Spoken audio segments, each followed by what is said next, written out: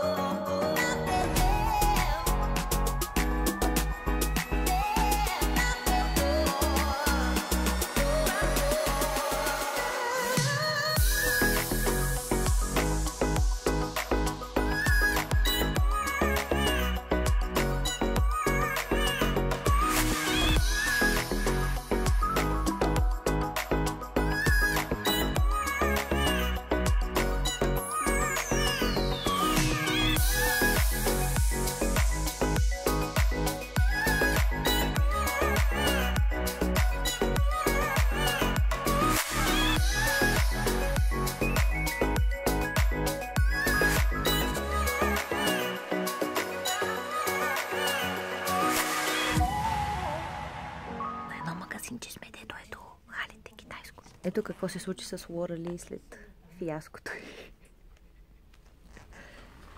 Толкова съм забавна. Тук е имало и Kylie Cosmetics. Това е. Топ. Тук първо ги пускат Fenty Beauty за тест между хората и тогава ги пускат в Sephora от мен, да знаете.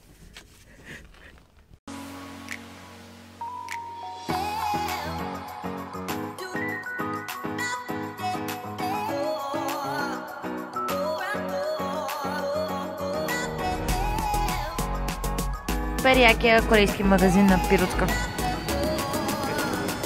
Златото си взе портмоне.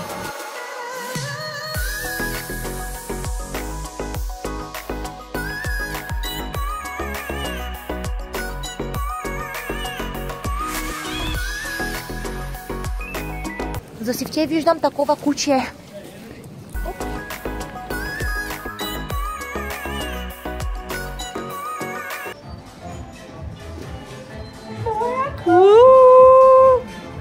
Мега е добро, искам го. Герни колко пасти да яде. Супер яко, сам дете ми е голям. Къде ти? Отзад ти е точно. Много е яко. Тези крака. Това е като на Дейзи Пъркинс в това видео. Искам да ги питат дали няма тези другите магазини. Въобще е много яко. Да, минавайте. Въобще не обръщайте внимание. Нали ги знаете тези шапки супер модерните сега? Аз приличам на фермер детектив с тях. Гледайте.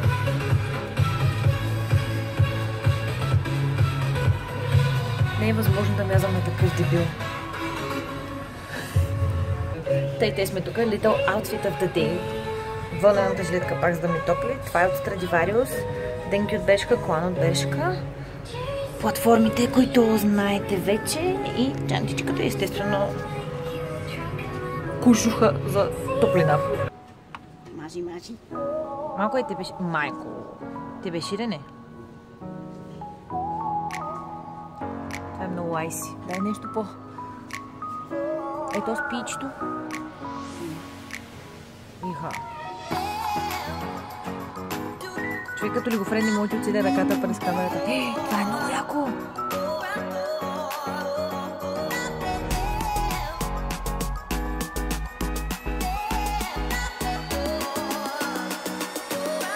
Леле, това е ужасно.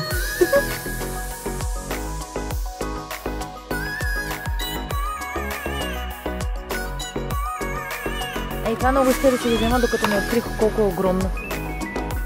Да.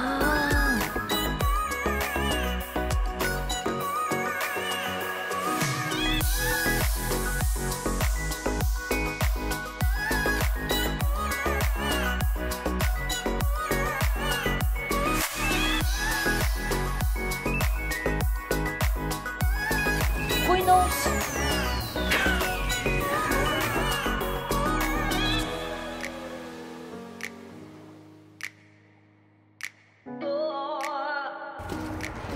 Разделихме се с Златинко. Прибирам се, но естествено, макар че съм си казала, че съм на low-buy, демек ограничавам се с покупките. Принудих се, признавам си, принудена съм от състоянието на климата да си купя едно душ олио, тъй като кожата ми изсъхва потресаващо много. Аз не съм преживявала такова нещо, преди че съм стара, съсухрена, сбръшкана. И да, взех си това нещо. Една колежка ми го препоръча, който е душ олио. Уж трябва да го ползваш вместо душ гел, ще видим. Или след душ гела. Ще пробвам кое повече ми харесва. И един крем на Neutrogena, който е за сухи ръце. Това е нещо, което знам от баща ми. Той много сухи ръце има. Чак му се напукват.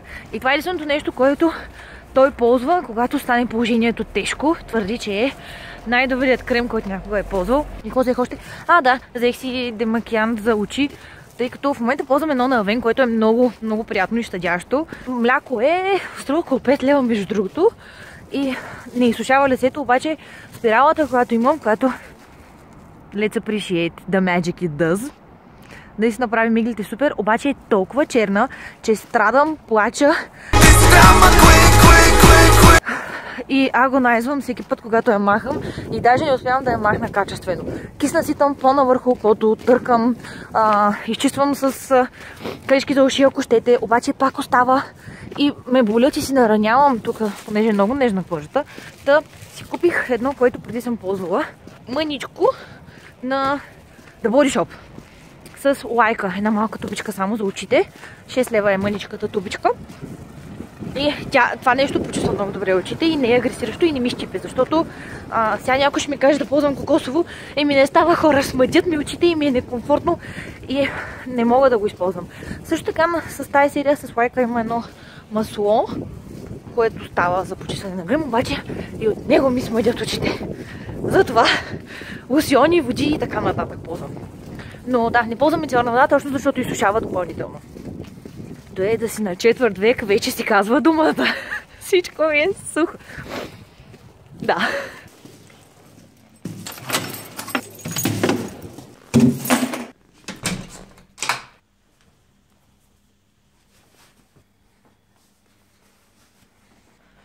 Hey Google, I'm home. Hi, mistress. Welcome home. Днеска, пуснах видео и ви отговарям на коментарите, защото... Айде, на това не мога да отговоря на всички, защото имам giveaway в коментарите и ако трябва да отговарям на всички над 50 коментара, малко ще е трудно, обаче по принцип много обичам да ви отговарям, много обичам да си пишем, супер ми е приятно. И да, доста зареждащо активите е това.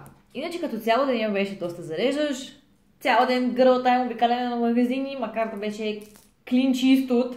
Бързо преглеждам коментарите и ще отивам да готвя супер яката супа.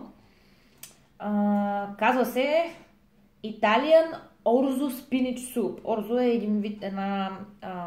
един вид паста. И е с панак и вместо фиде се слага пастата. Аз нямам такава орзо паста, която прилича на рис, но ще начупя малко спагетки вътре.